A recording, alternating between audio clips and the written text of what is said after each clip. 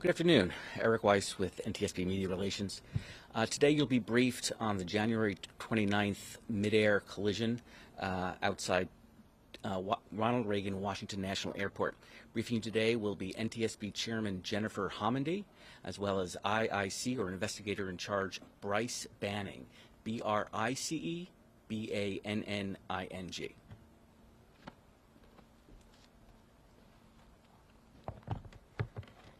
Good afternoon, and thank you for joining us.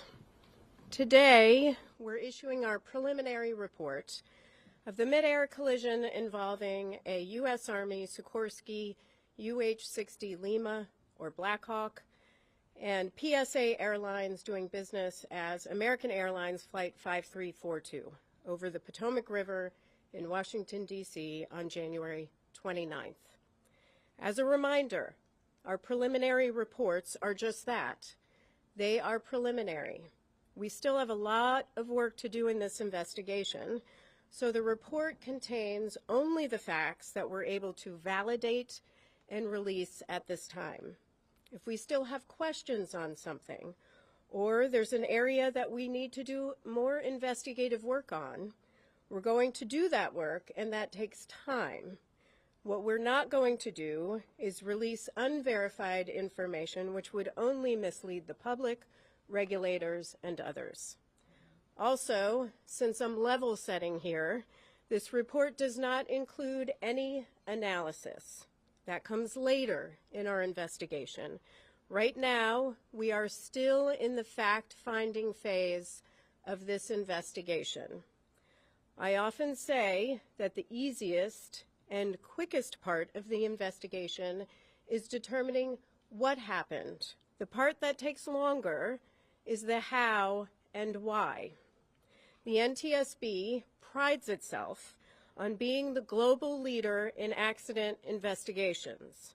We are thorough and we're fact-based. Those facts, the evidence, serve as the foundation for our analysis, our probable cause, our findings, and our safety recommendations.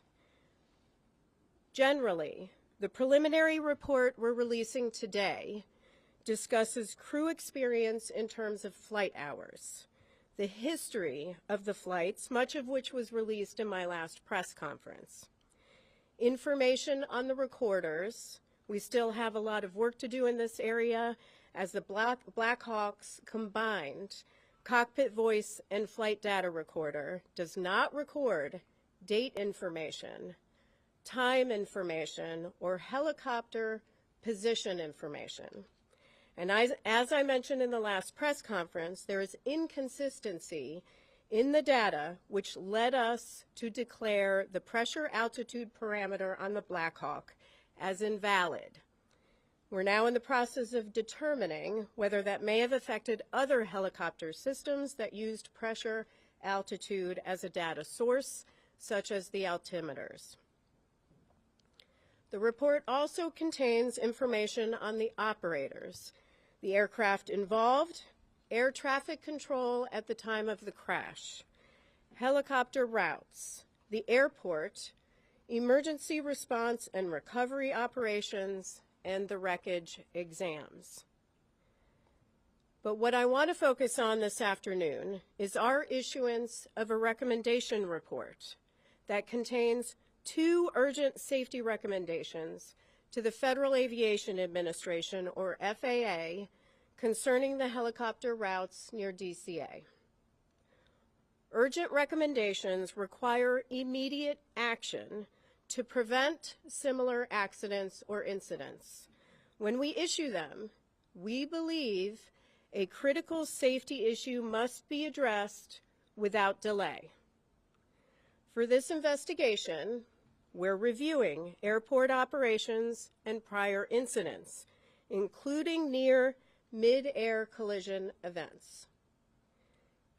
Information gathered from voluntary safety reporting programs and the FAA regarding encounters between helicopters and commercial aircraft near DCA show that from 2011 through 2024, A vast majority of reported events occurred on approach to landing. Initial analysis found that at least one Traffic Alert and Collision Avoidance System, or TCAS, resolution advisory was triggered per month from 2011 through 2024 at DCA due to proximity to a helicopter. TCAS resolution advisories, or RAs, unlike traffic advisories, or TAs, are recommended escape maneuvers, for example, climb or descend, level off. Keep in mind that a TA is issued when the intruding aircraft is about 20 seconds from the closest point of approach, or 0.3 nautical miles, whichever occurs first. They are advisory. RAs indicate a collision threat and require immediate action. In over half of the encounters we reviewed, again from 2011 through 2024, the helicopter may have been above the route altitude restriction. 2/3 of the events occurred at night. We then reviewed commercial operations at DCA and found that between October 2021 and December 2024, there were a total of 944,179 commercial operations at DCA.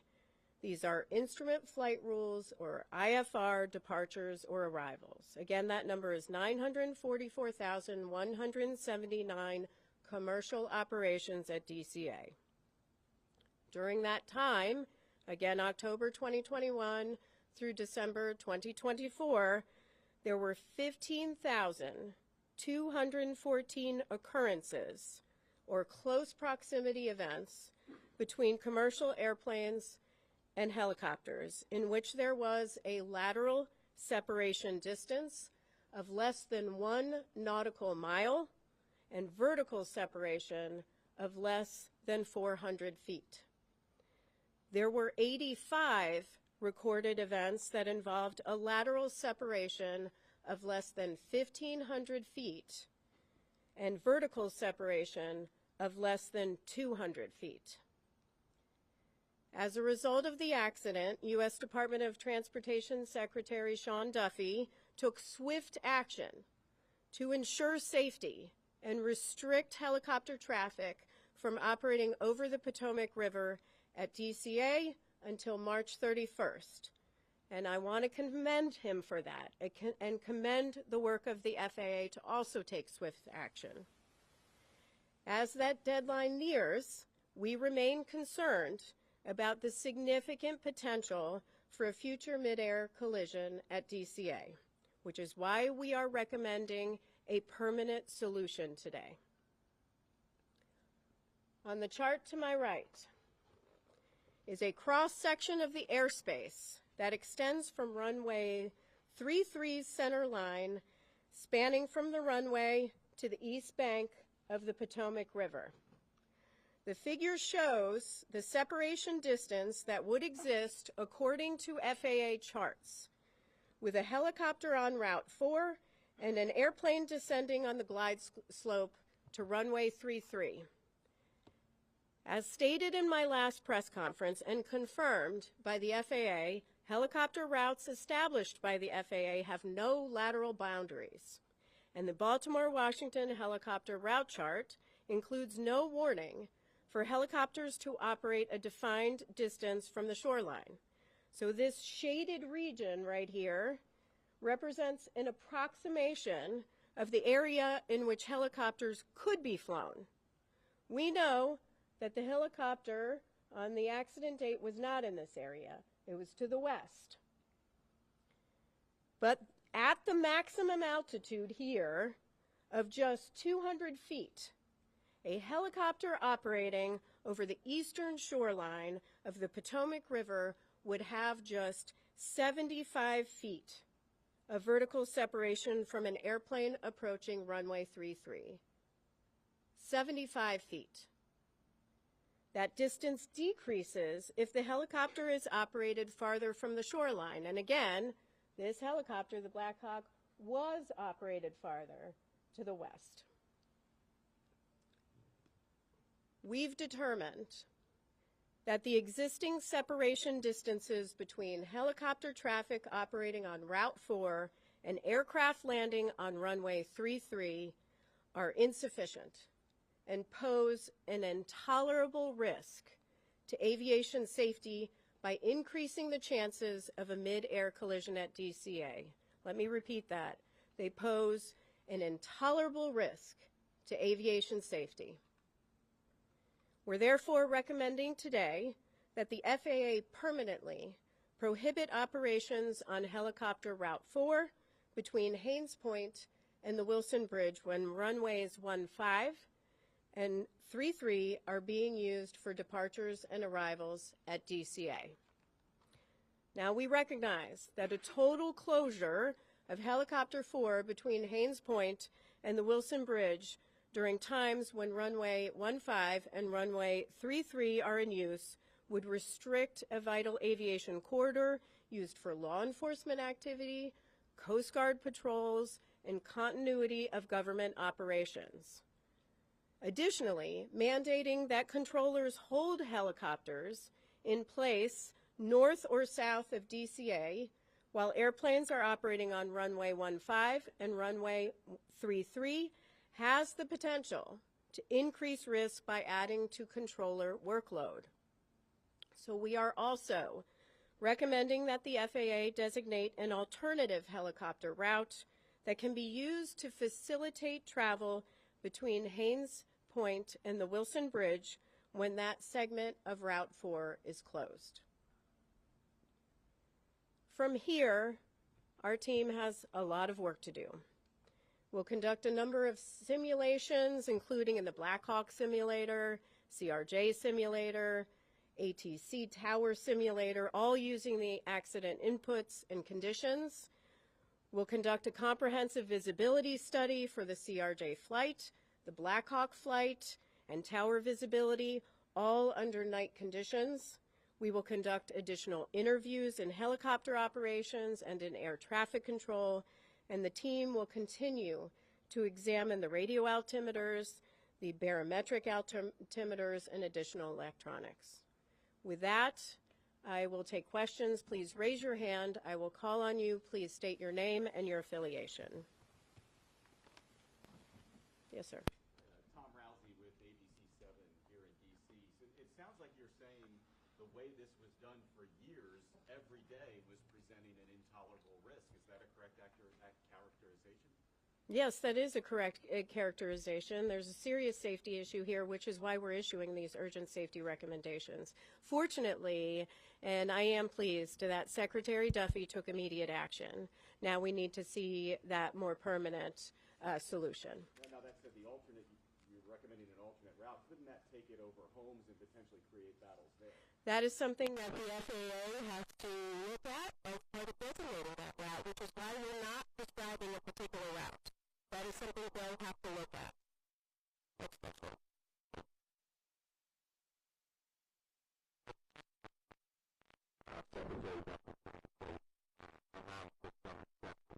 Are you saying today that those exceptions should be removed and no helicopters should be able to fly on that particular route?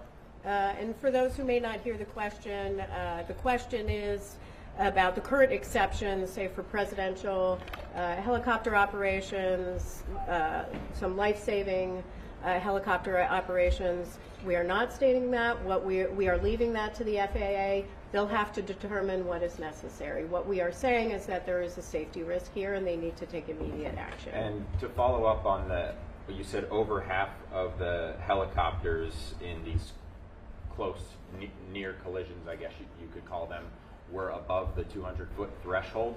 Do you have any explanation for why that might have been the case? Was it issues with altitude instruments? Were they just ignoring the restrictions?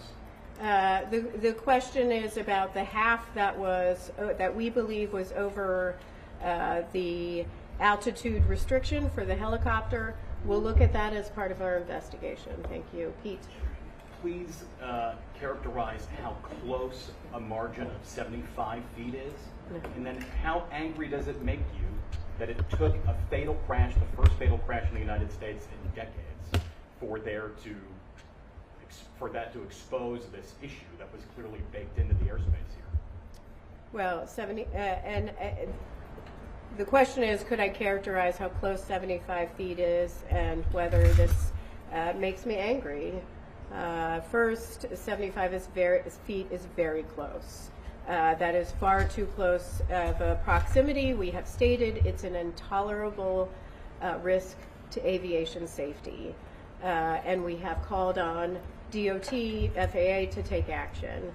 With respect to how angry it makes me, it does make me angry, but it also makes me feel incredibly devastated for families that are grieving because they lost loved ones. It shouldn't take a tragedy like this to occur.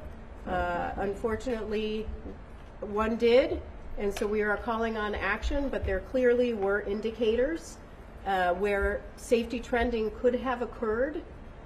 Fortunately, we have a secretary in place that is taking safety very seriously, but it shouldn't take a tragedy to require immediate action. Would you call this an oversight, given the proximity of the glide path and the helicopter route?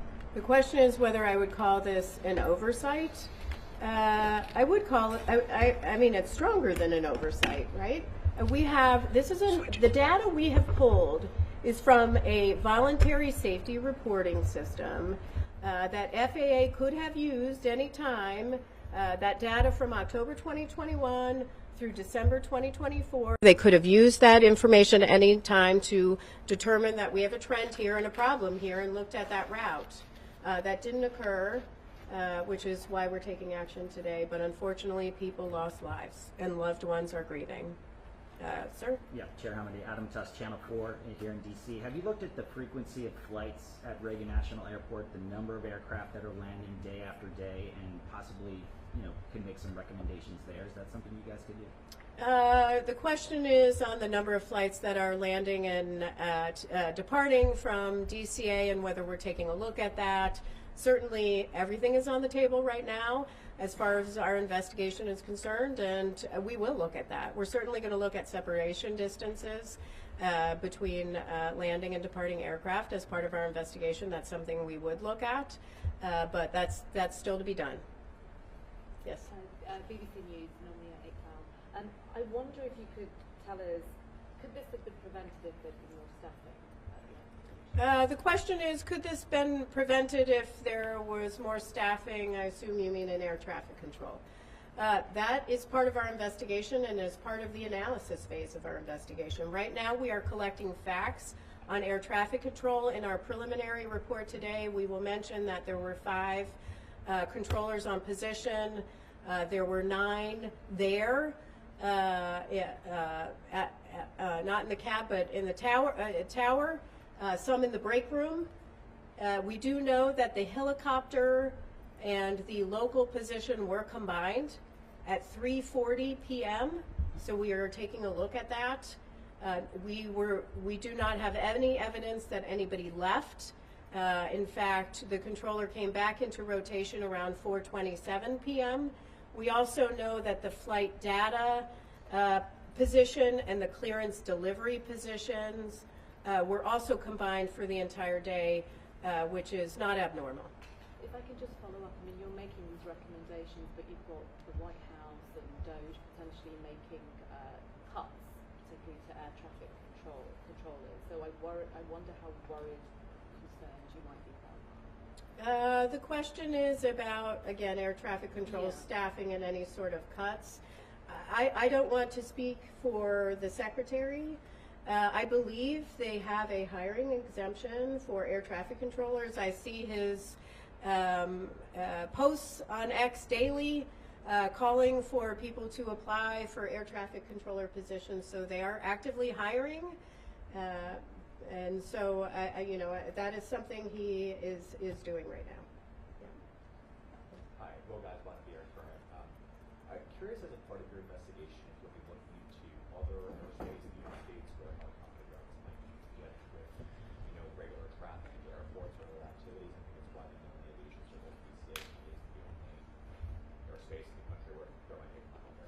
The question is whether we're looking at other airspace where there can be encounters between airplanes and helicopters. That may be part of our investigation. Certainly we've collected the information. I am pleased that FAA has announced that they've already begun looking at other airports across the nation. I would encourage them to continue to do that work. Yes, David? Chair Hamady, two questions for you. One, did the board consider making a recommendation to the military to have ADSB out on all helicopter flights in the area? Because we know that was not operating at the time. And secondly, is it a fair read of these recommendations that it will allow some helicopter traffic that has been previously prohibited, right? So helicopters that are currently not allowed in that area, if flights are only using runway 1, will be able to operate?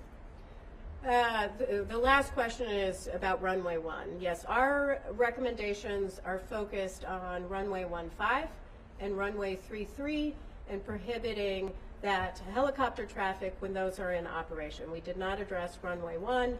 That can continue. And your other question on ADSB. We still have a lot of work to do on ADSB. We know that the CRJ had ADSB out. It did not have ADSB in. We do have a lot of work to do with the Black Hawk, not just with this Black Hawk, but we are actually looking fleet-wide at the Black Hawk at ADSB. Number one, we have not been able to rule out that in this helicopter we're looking at whether it was installed correctly, whether it was programmed correctly, whether there was some sort of malfunction, or whether it was turned off. But we're not just leaving that to this helicopter. We're looking at it more broadly to really understand how the Army deals with ADSB. Yes?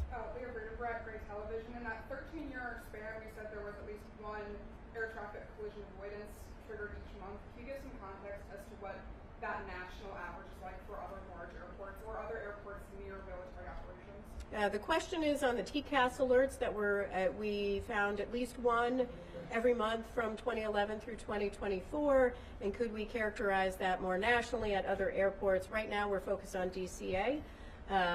FAA is looking at other airports, and we are pleased with that and encouraging them to do that. We also may look at other airports as part of this investigation. Two more questions? Yep. We'll count that as one. Okay, thank you. So going back to the collision and evidence, it seems like there's a lot of red flags. Did anybody raise like a red alarm before, or is it just came up because of this incident? And then going back to the controllers and the combining, do you have any insight into how often that happens, especially at the DCA tower? Well, with respect to, there's a question on the controllers and how often they combine. I will say the combined positions of flight data and clearance delivery, as we understand it, is pretty normal. With respect to helicopter and local traffic, there are standards that FAA has in place on when they can combine them, and they have to seek certain permissions. But as far as data on how often, that is something we are looking at as part of our investigation. And I'm sorry, your second question was? Oh, going back to the one a month, that type of thing. Oh. Did anybody raise an alarm, or did it just come up because you did the deep dive? Regarding, did anyone raise alarm regarding the TCAS RAs that went off at least once a month? Here's how I'll answer it. The 15,214 occurrences that we identified as close proximity events with the help of FAA, close proximity events between helicopters and airplanes between October 2021 and December 2024. Some of those is information they obtain. A number of those are through voluntary safety reporting systems. So that means somebody did flag it and call it in. Is that the NAS or the FAS, or what's the reporting system for that? Well, ASAP reporting system? Yeah, it's the ASAP reporting system. Next question. Yep. Max Marcello from DC News Now. You mentioned that there was a risk if these permanent changes were not put in place. what would your message be to the many people flying in or out of DCA today and in the near future? Well, today, though, with the exception, the question is, what is my message for people flying in and out of DCA? I assume you mean about safety? I just flew with my daughter out of DCA on a CRJ with PSA Airlines. Aviation is incredibly safe. DCA is where I always fly out of. I say often that your biggest risk is in your personal vehicle when you're going to and from the airport. Aviation is safe. However, there are safety issues and areas where we need to improve to make sure that we are at zero. And so that is the role of the NTSB in investigating. This is why we issue urgent safety recommendations. Thank you very much. Thank you very much.